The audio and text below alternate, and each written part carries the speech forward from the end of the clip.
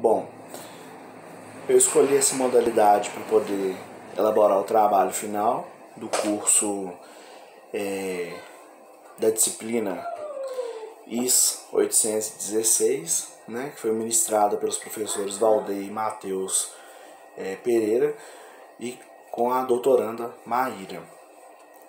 Foi uma disciplina onde nós trabalhamos aí como base o livro Do Fake ao Fato, Desatualizando Bolsonaro, né? Esse livro que foi composto, né? Foi escrito aí pela organização desses dois professores que nos deram as aulas, e eu utilizo aqui na minha exposição três trabalhos de apoio, né? Sobre o autoritarismo brasileiro, da Lilia Schwartz, e dois livros muito especiais que eu li enquanto transcorria o curso, que são dois livros do Gessé Souza, que eu acho fantásticos e que dialogam profundamente com o trabalho do Fake ao Fato. O primeiro deles é A Guerra contra o Brasil, do Gessé Souza, que traz aqui, né, na sua hipótese, no seu questionamento, como os Estados Unidos se uniram a uma organização criminosa para destruir o sonho brasileiro. E o segundo dele é um livro mais conhecido, que é A Classe Média no Espelho, Sua História, Seus Sonhos e Ilusões, Sua Realidade. Este de 2018, este do GSE recente deste ano, 2020, e o Desatualizando, né, Bolsonaro, do Fake ao Fato, Desatualizando Bolsonaro, também de 2020. Então são trabalhos recentes que dão um embasamento muito bom para a gente conseguir pensar o que está acontecendo no Brasil, como que o Brasil chegou no ponto que chegou, né? Como é que transcorreu tudo isso ao longo de alguns anos.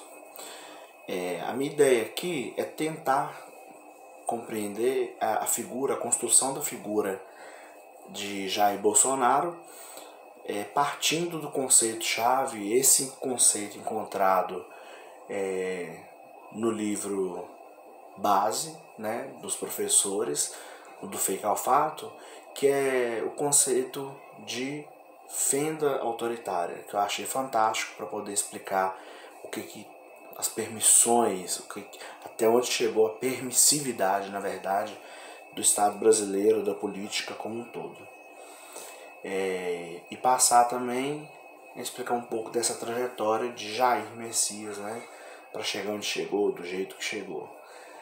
Mas o recorte, vou tentar me ater aqui do período do golpe de 2016 contra Dilma até agora, 2020, que é o momento que estamos vivendo. A Constituição Cidadã de 1988, chamada dessa forma porque cidadã, porque nos seus primeiros parágrafos, vai colocar aí os cidadãos, né, como os detentores do poder. Então você não tem só mais um grupo de pessoas que vai decidir por todo o país, sem consultar o país. Agora você tem uma Constituição cidadã, onde os cidadãos vão escolher os seus representantes e onde os primeiros direitos, os direitos mais básicos para que um ser humano tenha dignidade na civilização ocidental, vão estar garantidos nessa Constituição. Por isso ela leva o nome de Constituição Cidadã, né? Foi aí acordada, celebrada em 1988, né? No final do período aí de redemocratização, ou início, né, vamos dizer assim, na verdade, o princípio da redemocratização do país, depois de 21 anos de ditadura, né, de um governo, de um regime militar, civil-militar aí duro, né, contra os brasileiros.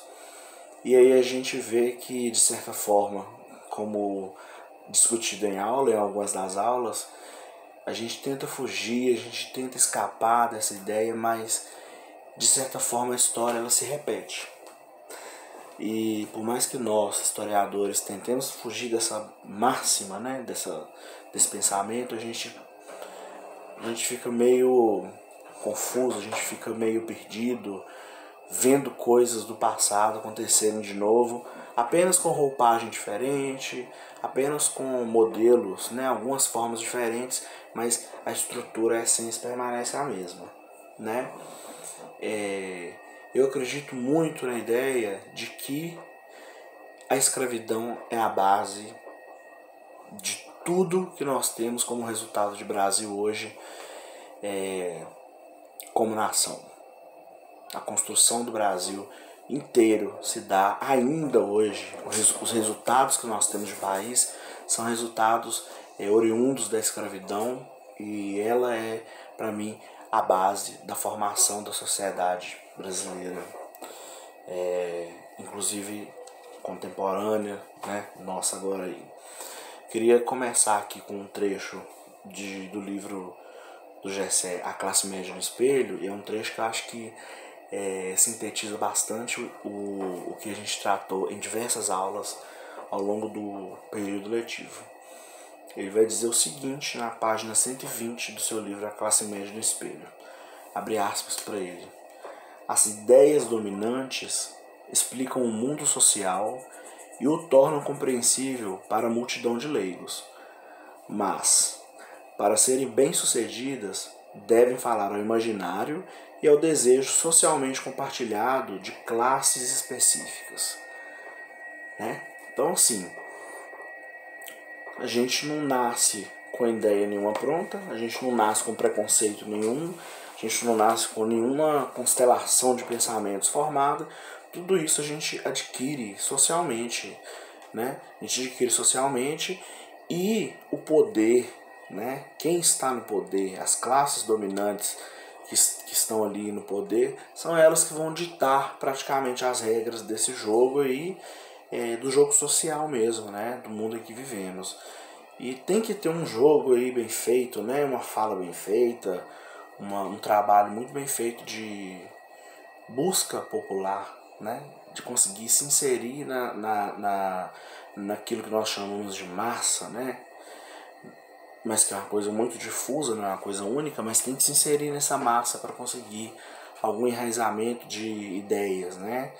E essa massa, ou essa classe, também a gente pode dizer assim, ela tem que compartilhar desses valores. Então, Jair Bolsonaro soube capitalizar muito bem isso no momento em que a esquerda, né, esse amplo espectro que a gente chama de esquerda, né, de pessoas de pensamento progressista, estava mais enfraquecido justamente porque estava no poder. Então, assim, depois dessa ideia da Constituição ter sido formada, o primeiro texto que nós trabalhamos do livro do Fake ao Fato vai trazer esse conceito da fenda autoritária, que eu considero importantíssimo para a gente compreender todo o resto da obra e compreender inclusive para além, né? Porque é um conceito chave para se pensar a Constituição mesmo, a Constituição brasileira. Vai servir para qualquer área em que se aplique conceitos jurídicos, inclusive. Então a ideia da fenda autoritária aí fica evidente quando a gente percebe o seguinte: acaba a ditadura militar, a gente passa por um processo de redemocratização feita aos poucos, partidos políticos vão se organizando, organizações em massa, grupos de pessoas vão se juntando aí, né, para poder cada grupo coletivamente expressar seu pensamento. E no meio de todos esses grupos, a Constituição tão permissiva que é, diante de um regime ditatorial tão repressivo, essa Constituição diz não, a liberdade de expressão é o que importa, né? Então é resguardada a todo cidadão a liberdade de expressão. Essa liberdade de expressão não pode ser confundida com crime. É diferente liberdade de expressão de falar o que quiser sem pensar nas consequências. Mas aí é que entra a questão. Se todo mundo pode entrar no jogo político, agora que a Constituição abre as portas para os cidadãos participarem da nação, todo tipo de pessoa, inclusive aquelas que carregam a herança autoritária, elas podem participar desse mundo, né? E Jair Bolsonaro é uma dessas pessoas. Então eu consegui traduzir a ideia da fenda autoritária pensando um pouco na lógica, né, da física. Você tem uma fenda num espaço assim, onde atravessam coisas que podem, que deveriam atravessar, e vira e mexe, passa uma coisa ali que, opa, vai atrapalhar o sistema lá na frente. E a gente vê que como é que eu posso dizer, a condução do país, as condições do país se estabelecer, passam por essa fenda, porque ela permite essas liberdades difusas, né? Essas liberdades das mais diferentes, das mais diversas possíveis. E dentro delas a gente vai encontrar os discursos do Bolsonaro ao longo dos anos 90, ali já uma semente de um problema, de uma pessoa, de um deputado que apresenta questões muito ambivalentes. Ora ele é a favor de pessoas, de políticos, né, da esquerda, mas ao mesmo tempo ele faz um discurso onde ele acredita que a ditadura deveria ter matado pelo menos 30 mil e que aí teria sido feito um bom trabalho. E a gente vai vendo e acompanhando os fatos. Nos anos 2000 ele continua com uma postura assim, sempre nessa ideia de deputado do chamado baixo clero, né? Mas que de baixo clero hoje a gente percebe que eles são tão importantes quanto os que já são velhos no mundo político, né? Então chega no final da primeira década do século XXI, agora entramos na segunda, estamos terminando a segunda já na verdade, né? Nessa segunda década do século XXI, ele tomou uma postura totalmente diferente. Ele alterou o tom de voz, mudou suas falas, sua forma de se apresentar, né? E aí ele partiu mais pro lado da violência mesmo, simbólica muitas vezes, mas também de uma violência verbal contra seus próprios pares ali, os deputados, e também contra pessoas assim que foram presidentes, quando ele diz, por exemplo, lá atrás que o Fernando Henrique Cardoso tinha que ser fuzilado, né? Ou quando ele disse, por exemplo, que Dilma deveria ter morrido de câncer, né? Ou quando ele deseja todo o mal do mundo ao Lula. Então a gente percebe o tanto que ele ultrapassa os limites que a Constituição permite, dentro até de um Código Penal, inclusive, né? Porque dentro do Código Penal a gente tem lá o que pode, o que não pode, o que vai te causar pena, e para ele tudo bem, porque ele tem a imunidade parlamentar, então entra dentro da questão de liberdade de expressão. No caso deles, mais ainda, que eles têm essa imunidade, né? Então ele soube capitalizar a ideia da violência, a ideia da insegurança que a sociedade estava sofrendo agora na segunda década do século XXI, e conseguiu fazer diante disso um discurso onde ele agregou as pessoas, a população, de certa forma. Então, a gente entender que ele conseguiu chegar nos lugares onde a esquerda havia chegado lá atrás, hoje ele conseguiu chegar. Hoje, eu falo hoje recente, né?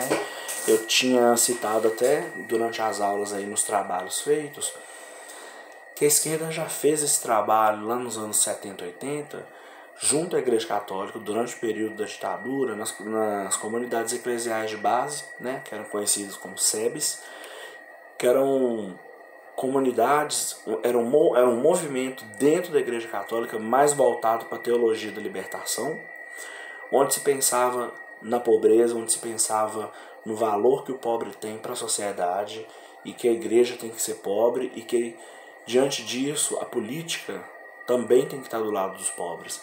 Então ali a esquerda ganhou muitos adeptos. Ela conseguiu juntar-se nesse grupo, né, muito coeso da Igreja Católica, nesse movimento da Igreja Católica, e dali conseguiu projetar, né, seus políticos, inclusive aí nos dias de hoje, no meio de nós, estão muitos deles. E Bolsonaro fez o mesmo movimento, só que na lógica protestante, na lógica evangélica, né? Eu não vou dizer nem protestante, seria demais se fosse protestante, vou dizer evangélica, porque o evangélico é diferente, né? Então a gente vê que o evangélico encontrou na pessoa do Bolsonaro, o pobre encontrou na pessoa, no discurso do Bolsonaro, uma ideia de salvação mesmo, uma ideia de pessoa que vai tirar ele daquela situação horrível que ele está passando, né? E aí se usa os temas corriqueiros para satisfazer os anseios das pessoas.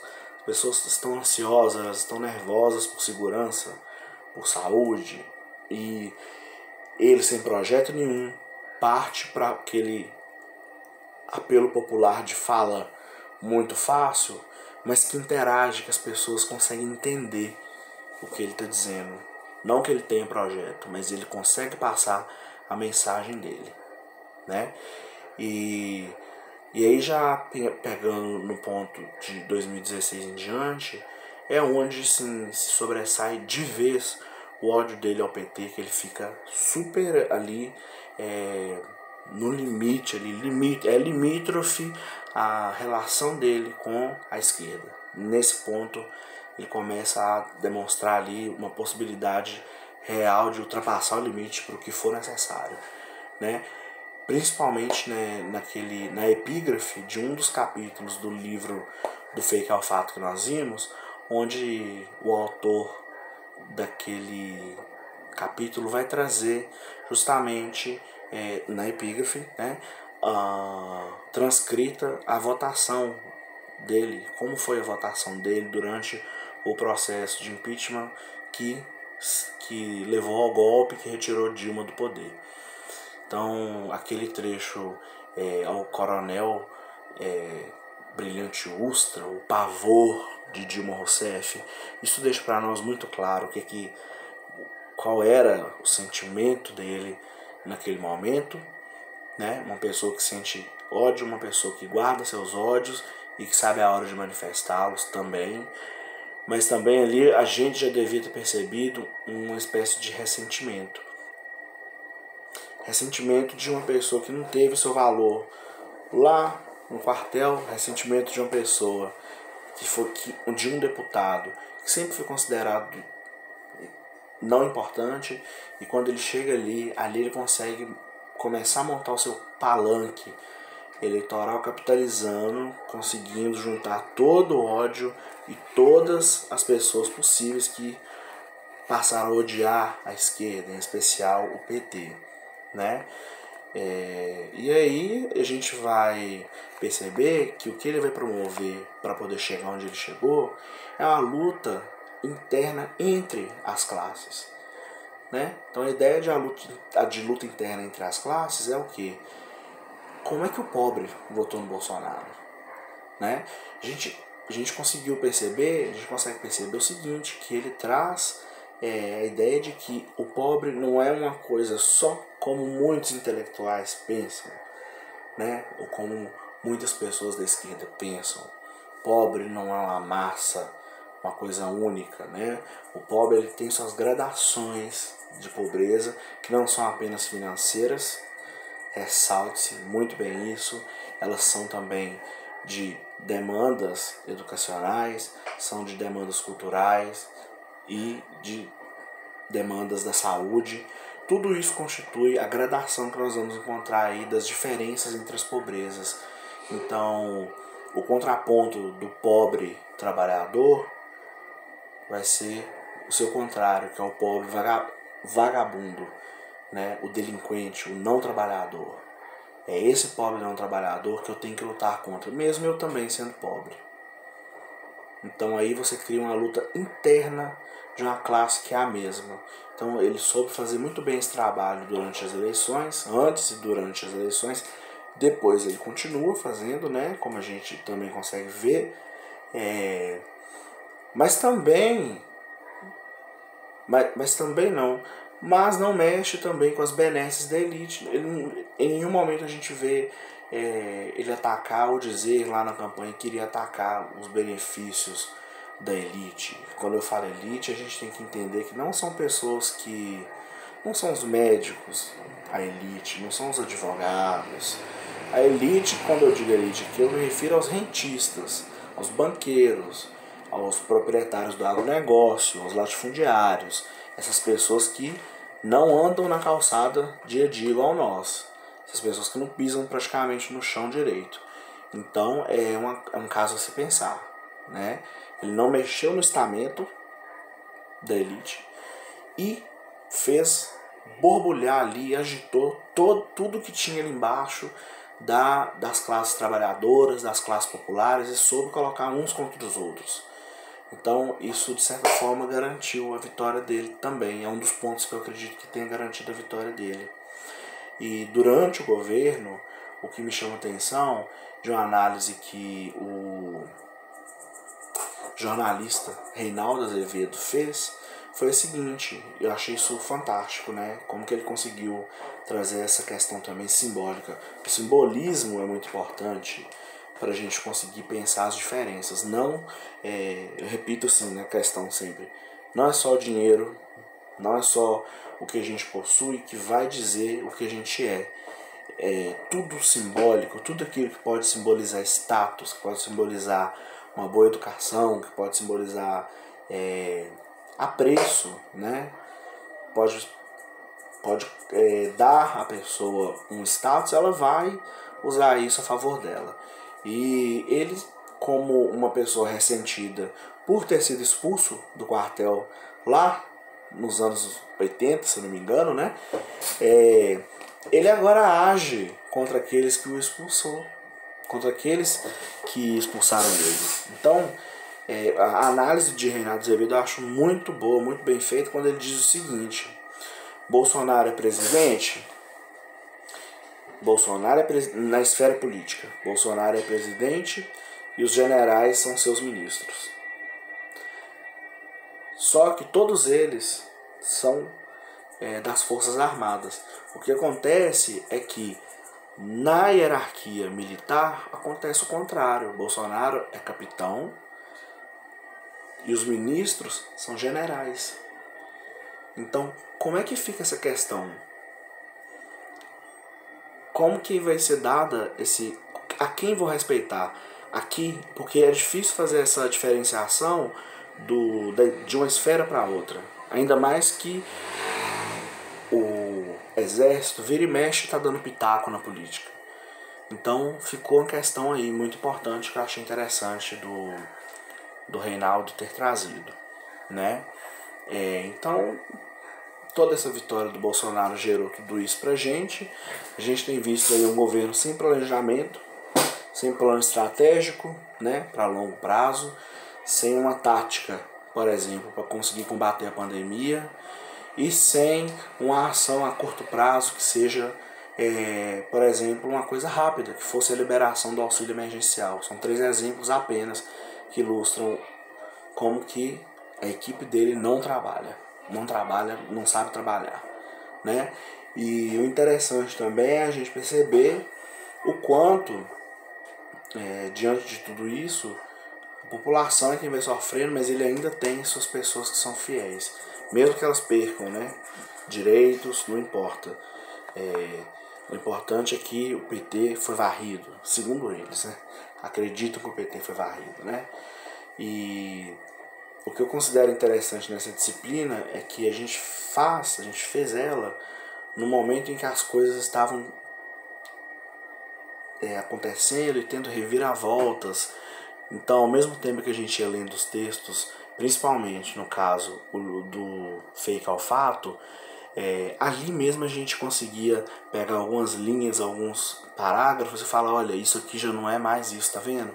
Olha, isso aqui faltou citar tal coisa, porque hoje o fato já aconteceu. Não que faltou citar, porque não teria como citar uma coisa, né, do futuro.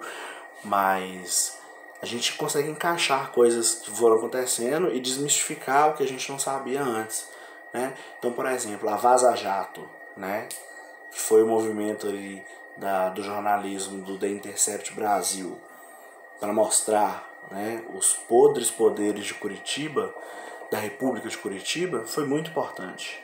Para a gente ver realmente quem é Sérgio Moro, para a gente ver realmente quem é Deltan Dallagnol, para a gente ver realmente quem são esses procuradores da República de Curitiba que prenderam o candidato à presidência, no caso, né, Lula, justamente no ano da eleição, e quando o Haddad vão lá simplesmente 5 dias antes da eleição e soltam uma delação que não valia, uma delação que não deveria ter sido solta, que prejudicou também, manipulou a eleição, alterou os números aí da eleição, os ânimos também das pessoas durante as eleições. Então, eu considero que em menos de 2 anos de governo, a gente já tem muita coisa destruída, a gente já tem muito estrago feito, e é essa a ideia, né, a persona de Bolsonaro é desse feitio, é trazer isso daí. E aí, como ele é uma pessoa, né, que no fundo ele sempre carregou um ódio, um desprezo às minorias, que são maiorias, mas que a gente considera minorias porque são estigmatizadas e maltratadas, eu vou finalizar aqui com um trecho do livro A Guerra contra o Brasil, onde vai dizer justamente, nesse livro também, como que os Estados Unidos se uniram a uma organização criminosa, no caso a Lava Jato, né, para destruir o sonho brasileiro de ser um país realmente independente, né? Eu parto sempre do pressuposto de que o racismo é o motivo principal para que as coisas chegassem onde chegaram, e o racismo racial, porque tem o racismo de várias formas, né? Mas o racismo racial, ele é causador de quase toda a desgraça que existe no país hoje. E eu finalizo esse trabalho com um trecho aqui deste livro, do Gessé. Vou abrir aspas.